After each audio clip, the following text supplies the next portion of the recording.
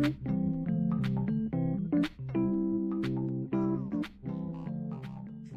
is the Aces Up Your Sleeve podcast, and we're the Aces Up Your Sleeve in relationships, from romantic to workplace, parental to platonic, your relationship with yourself, and everything in between.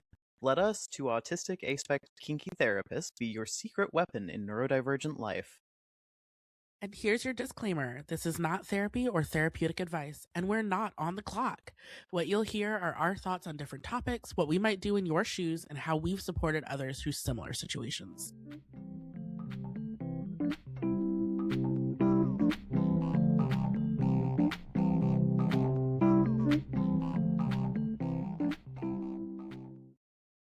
Hello and welcome to the Aces Up Your Sleeve podcast. I'm your host, Cade. And I'm your host, Sabrina. And we're coming to you today with no miniseries, and instead we're going to talk about autism and health conditions, chronic pain, all those types of things, because we both are feeling under the weather today.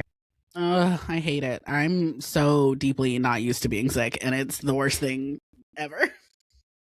It's so overstimulating, but also understimulating, because sometimes you just don't feel like you can do much to... Yes. Yeah, it's been... I actually felt like I was kind of being on a roll.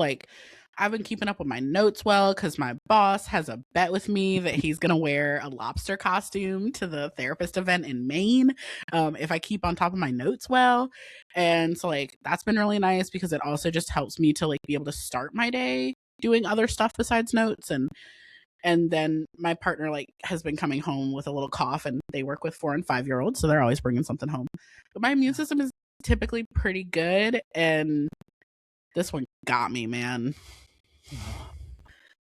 That's so hard. And when you're getting that during a work day and we're coming up to the weekend, that's hard. Yeah, well, and our jobs are so talky. Yes. I was having some pretty severe brain fog yesterday, which is not common for me.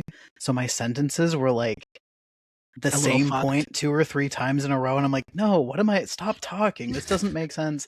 I almost canceled on people. I was like, if I had one more person today I would cancel, but luckily I hung in there till that last awkward session. Mm-hmm.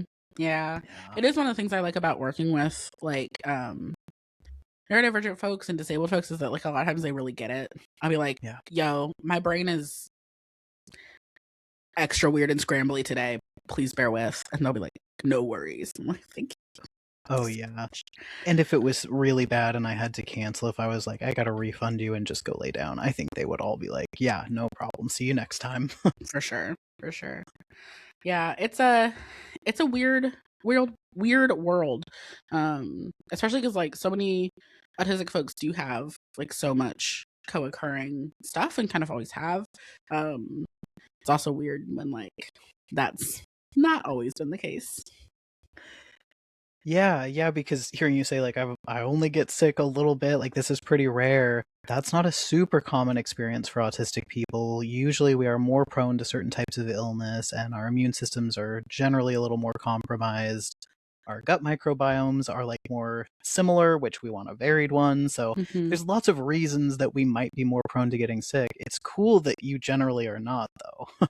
I mean, knock on wood, it has been more in the last maybe 5 years than it has been in the 5 or 10 before that. And part of that is just I live with someone who works with children.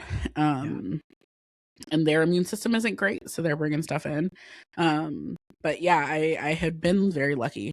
And that first time that I got sick from after I hadn't been sick for a really long time, fucking blew my socks off. I was like, what is going on? What is happening to me? It was really, really bad. And I also don't know what to do with it. I don't think to cancel clients. I don't think to take Tylenol. Until I lived with my partner who gets sick a fairly often amount, and we both have some chronic pain stuff.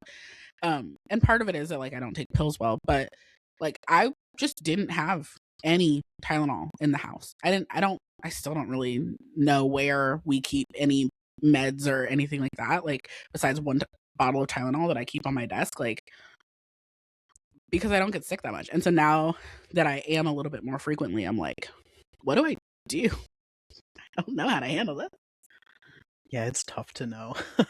Mm-hmm. Especially when you're not very sick very often, and there are so many options out there for meds and all sorts of things. I Mm-hmm. think similar to you, before a couple of years ago, I also used to go to my partner like, okay, here's the symptoms. What do I take for that? And he would Yeah. know because he's dealt with chronic health issues for a long time, and he's raised a kid who also had health stuff, so he knew. But now I feel like a walking pharmacy. Oh, yeah. Luckily, my best friend is a nurse, Nice. a registered nurse practitioner. She's like got the whole doctor and everything. And yeah, my partner also has some chronic health stuff, and so I just send them like a little group text of like, I sick, what do? Help, help, don't know what do. Gosh, it's good that you've got some people like that. Yeah. For sure. Well, jumping into some of the questions for today. First thing we've got here, are there any unique experiences for autistic people who suddenly get injured or start to have an ongoing illness? I'm already bad with transitions and now I have to deal with all of these other changes. Any tips? Yeah. So I was in a car accident in 2019, and I broke my back and have never fully recovered from that. And now deal with some chronic pain related to that. And like my posture's never been great. Like I've always had a little bit of stuff, but like I said, like for the most part, I was pretty chilling before that. So uh I I definitely think that there's something here. And like you said, like you also were pretty healthy before your illnesses Yeah. kind of came up Kicked out of up. nowhere. Yeah. Yeah. Yeah, that's with the injury. I mean, that's like an acute onset all at once, and Yeah. then the recovery phase, I'm sure, is so unique depending on the injury and what sort of like physical therapy you can access or other supports. What was that like for you? Pretty fucking awful. Um so it was a car accident. It was fall break at school in my Hmm. grad program. So I had just told my like field supervisor that I wasn't going back to my field placement. Um and then was out on a camping trip on my way home. Um Swerved to avoid a deer, which you're not supposed to do, but like the other option was hit the deer with the car, and that also seemed unwise with how big it was. Yeah. Um and like really fucked my shit up. Um and at the time I was like no contact with my mother, but I called her because it was the only phone number I knew off the top of my head, and just like, get into a car accident, call your mom. Yeah. Um and there was like some racism and bullshit at the hospital. Like the cop that had come to deal with it was like, I know you're on drugs. I know you're on drugs. And I was like, I mean, I'm on the morphine they just gave me. And if you Oh, check my so blood, like I've got Adderall in there because I have a prescription for Adderall. so the conversation was happening like immediately after you're Oh, injured and you're on pain meds. Oh, in the jeez. hospital. Yeah. Like I had been like taken in the ambulance. I don't even remember the ambulance ride. Taken in the ambulance to the hospital. Like assessed. I was in a room. I don't remember a lot of like that part of it, which probably speaks to whatever the fuck was going on. And then a cop came, and then I could hear him in the hall telling the nurses to like give him my blood. And I was like, even if you get it, it's going to say I have drugs in my system because they gave me drugs. Yeah. Hello? And so then when my white mother came in, he stopped. Oh, jeez. So it was super fun. But so it was like a little kind of weird and extra traumatic. And so I don't know how much of that played into it, but so we went like when we went to get my car, the like actual trunk wouldn't open because it had fucked so hard up that it was like angry. But we were trying to like get all my stuff out because like I had a bunch of stuff in there because I had been camping. And I still had a few days before I went back to school, and then like I was supposed to go back to school that like Monday, but Monday I was in the hospital, and so Wow. I kind of took a few days and then went back and like immediately realized how heavy the doors in the School of Social Work are.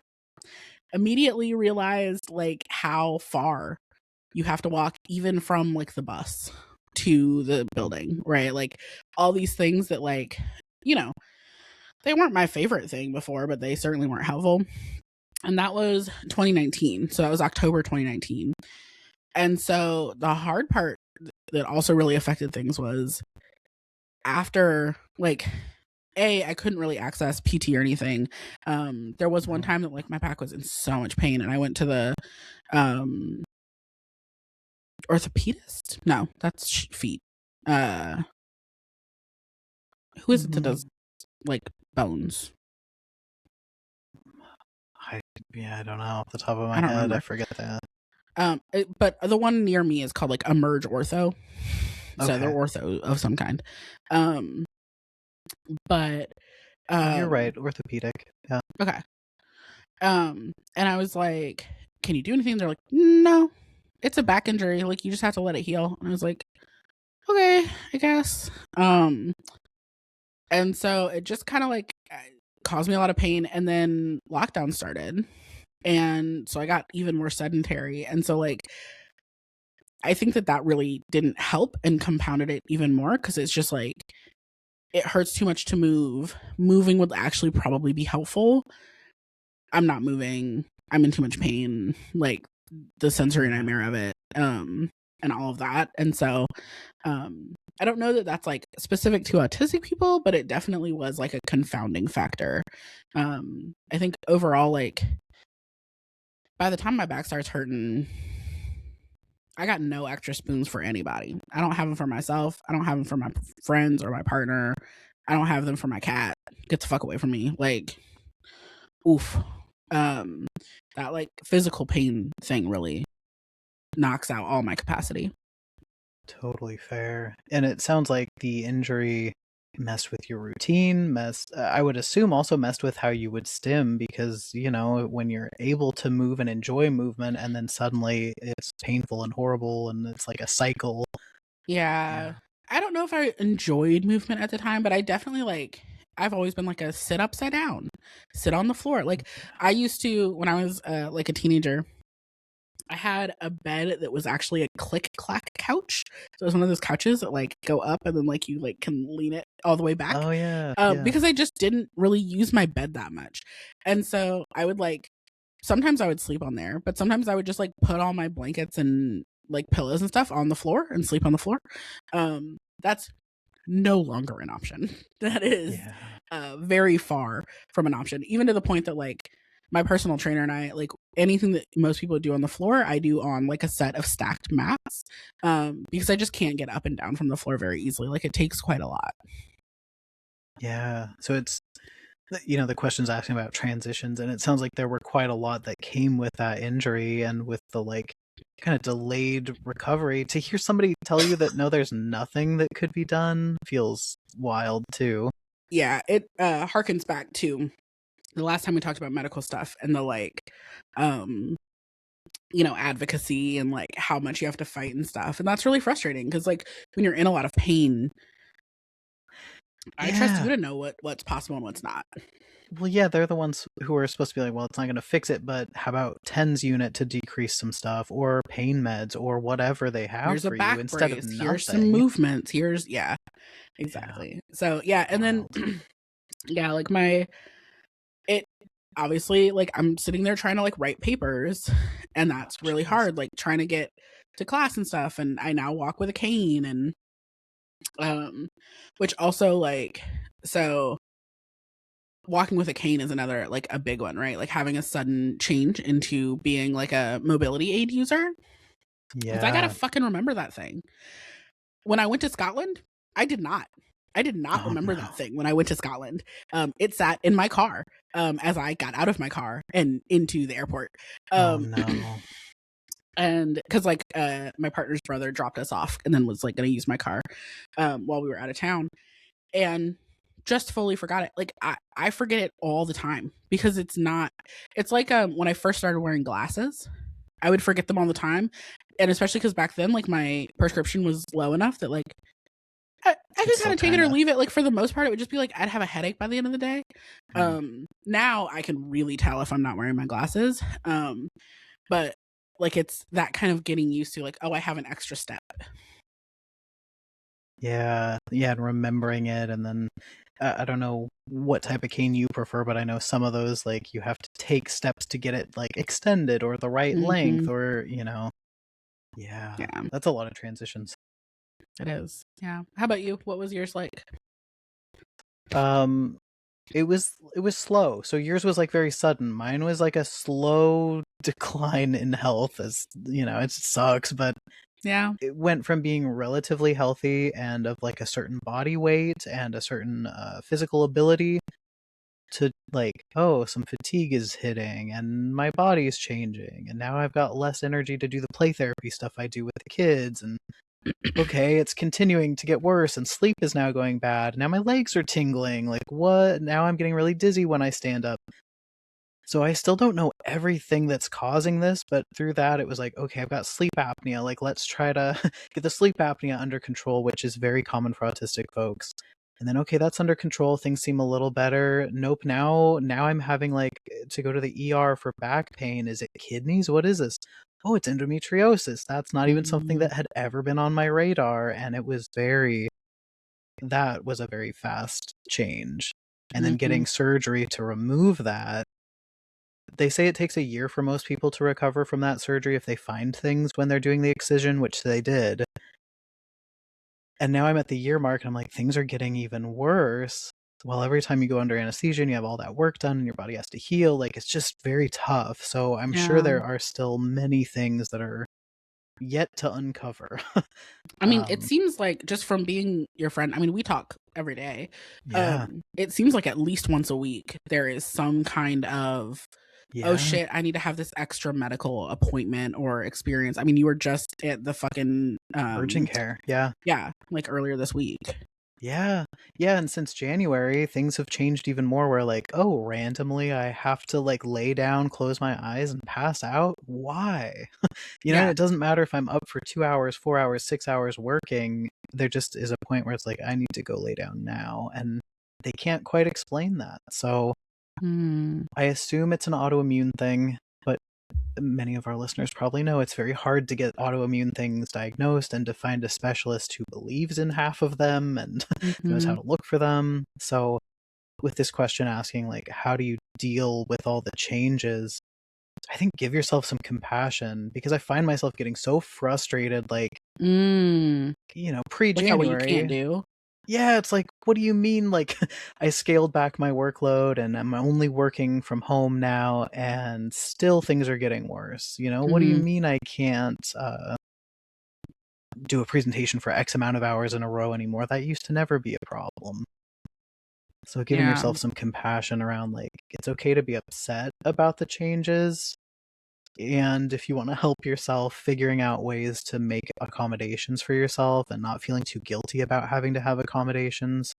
So, Yeah. It definitely took it was surprisingly easy to get my disability tag. I also have a really great doctor, so like that went into the ease of that. Um, but like it's literally a form. It's a one-page form that you fill out some of, and your doctor fills out some of. And then you hand it to the license plate office, and you hand them $5 or $10 depending on how many placards you want. nice. And then they hand it to you, and you leave, and that's it. That's like the whole process. And it took me 8 months to like accept enough that I needed it to ask for it. And then my doctor was like, all right, let's give it to you for, I think she said like, I think we did like 3 months to start with. And then Mm. when I went back again, she was like, how long do you want it? Like, talk to me. And I was like, I am trying to move my body more. Like, I'm trying to do the things for pain. The problem is that the pain is so bad that I can't do a lot of those things. Um, and a lot of the things that I can't do are walk around a grocery store for the whole time it takes to grocery shop and then still make it back to the car. Oh, yeah, no. Go to an event and make it back to the car. Like the state fair is brutal, right? Like to do all of that. And that's Yeah. even with the cane. And she was like, okay. And you don't think this is getting better. And I was like, I mean, you're the doctor. But I haven't heard of many people whose chronic back pain from a broken back has gotten better in their 30s than it was in their 20s. So like, Sadly. And so she signed a permanent one for me. But it took a lot of like, yeah, like grace and acceptance of like, babe, you're disabled. And that's the same thing that half the time makes me forget my cane. Like, it's that, like, yeah, I've got ADHD brain, but also ADHD brain doesn't remember the things it doesn't want to remember. Like, sometimes it forgets things that it does want to remember. Sometimes it's just like, I don't want to have to do this. I want to be, like, able to keep up with my friends. Like, I've got a lot of friends who hike. My partner goes on a hike a week. And that's just not, like, we tried to even join, like, a little group of, like, Black hikers in our area. It was super cute. I couldn't even close to keep it. Like, they were gone from, like, our view, and I was not even a quarter of the way, and I had to, like, sit down, and, like, I just couldn't make it. And I'm lucky that I have a partner who was like, totally fine. Let's go back to the car and let's leave. By the time we made it back to the car, they had looped all the way around the track and come back. And, like, we're getting to their cars the same time as me. But, like, because I also already have so many, like, body things and, like, insecurities around that, it takes, like, double effort to get through a lot of the, like, baby, you're disabled. And that's okay. Like, it sucks. It absolutely sucks, but it's also okay. Like, it's true. You're not bad because you're disabled, which, of course, I don't think anyone else is, but it's hard when it comes to ourselves.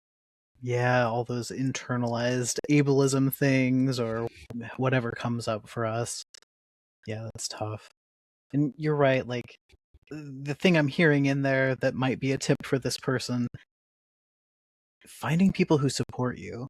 Mm-hmm. Finding people who, not that they don't see your disability, but that see you for who you are as a whole person, disability included, and want to involve you in their life and will take the, like, steps to do so. Yes. And it's like, that's... it's one of those things where, like, I feel so fortunate because even within, like, different friend groups, when I was in Scotland and my friends are like, yeah, let's all take the elevator because that's what Sabrina can do. Like, let's all take a stop and just, like, sit here and wait. We had to wait for, like, 45 minutes at the zoo for the little shuttle to come to take us up to because the Scotland Zoo is just a straight hill all the way to the top of the fucking planet. Like, it's just a mountain. And so the way you usually do it is you go up one side and you come back down the other. And the shuttle was just taking forever, just forever. And everyone waited with me and, like, didn't, like, leave me behind. And that felt really nice, like, in Greece. And my friends are totally willing to, like, yeah, let's stop. Let's wait here. Like, we don't have to go over there if you don't want to. How you doing? Walking slow with me. Because that's another part is, like, sometimes you're in groups of people and them bitches just take the fuck off. I can't take the fuck off. I'm slow. I need it to be slow, especially if we're on some kind of, like, incline. Slow.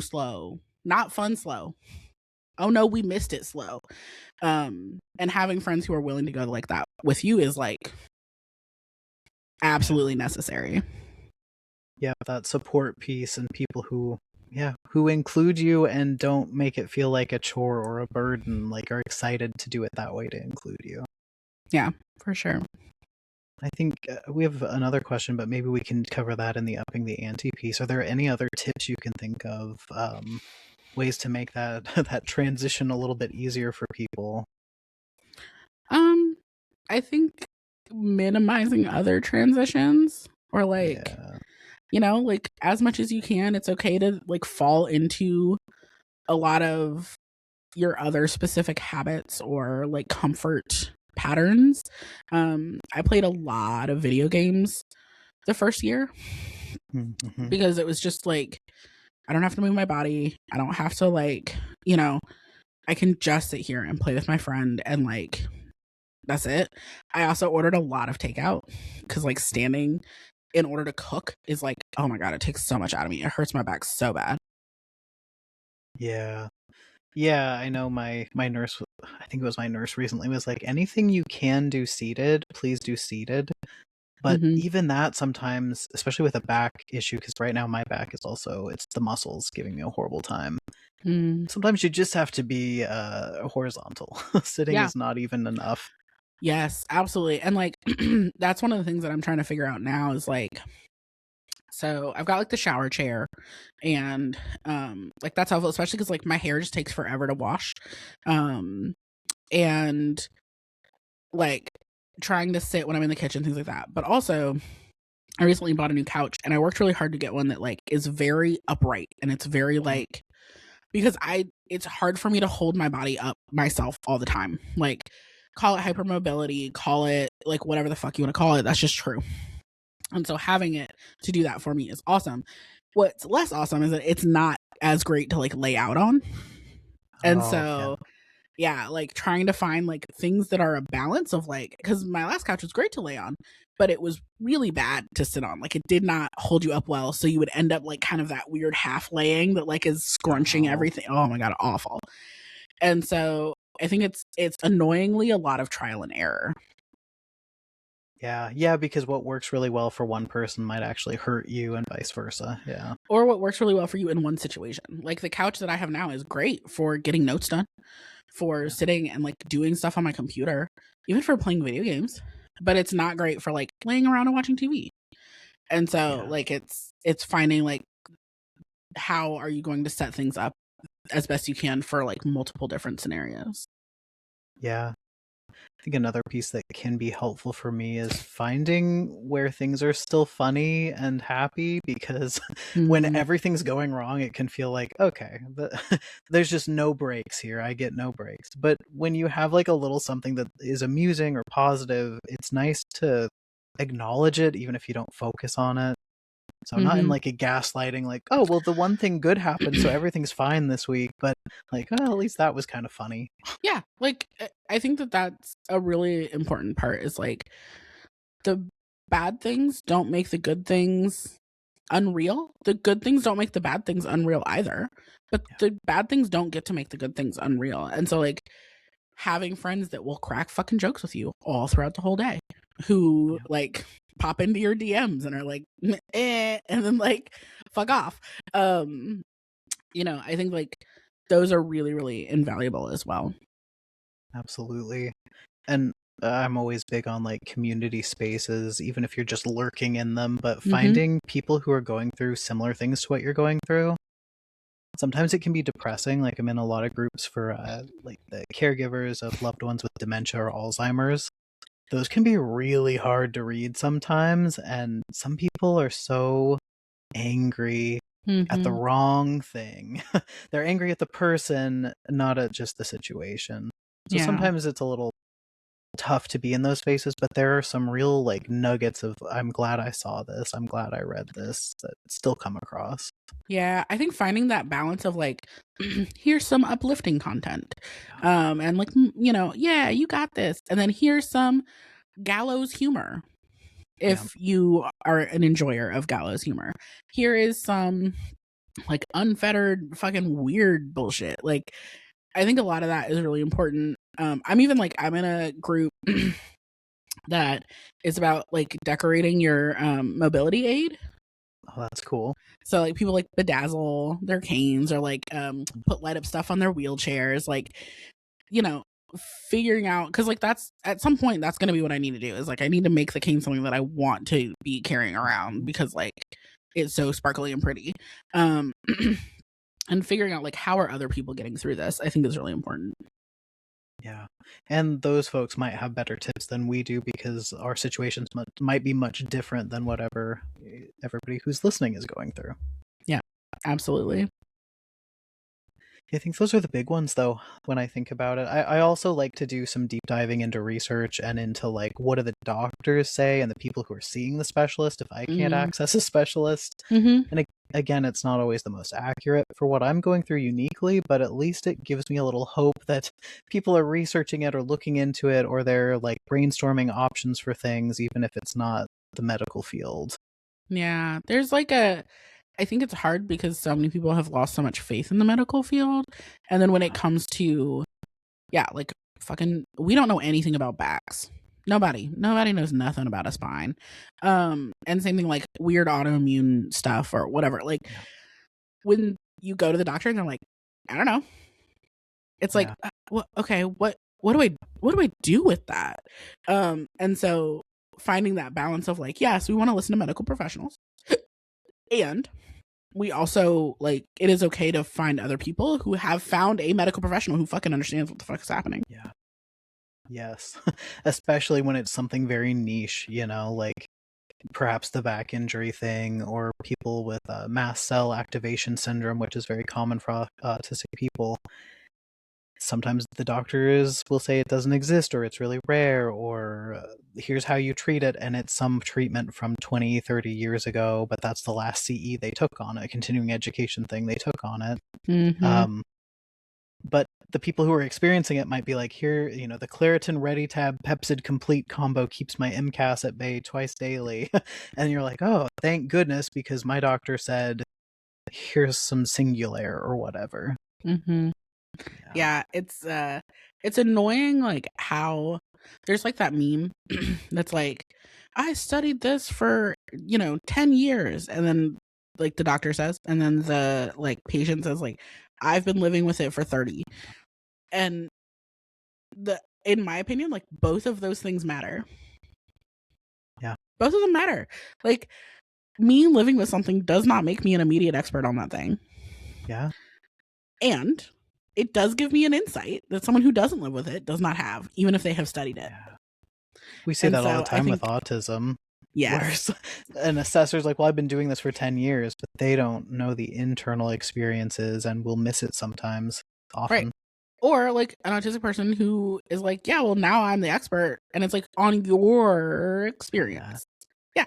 Yeah, they may not be able to diagnose someone random walking into the room, but they might know themselves or their loved ones. Yeah. Exactly. And so it's the like finding that balance, and it's annoying because it's not a balance that we're expecting to have to find. And then you're disabled or chronically ill, and all of a sudden it becomes very important that you find that balance. Yeah. I think that hopefully answers that question, and we will go on to talk more about how we navigate life with chronic pain and illness. I know we started giving some tips. We'll go a little deeper on upping the ante. So everyone can expect new episodes weekly on Tuesdays. You can find me at Cryptid Learns and Sabrina at Radical Insights Consulting on Facebook or Instagram, or you can add a .com at the end for our websites. You can follow the podcast on Facebook or Instagram at Aces Up Your Sleeve Pod. That way you can interact with us and see when new episodes release. And if you've got any questions, which we would love to answer, you can visit neurokink.org/AUYS or click on it in the show links or show notes and send it our way. We're going to jump over to Patreon and we'll record Upping the Ante, which is our exclusive bonus content. If you're streaming it separately, then you know where to find it. Otherwise, head over to patreon.com/acesupyoursleeve podcast, and you can join our Patreon and stream it from there.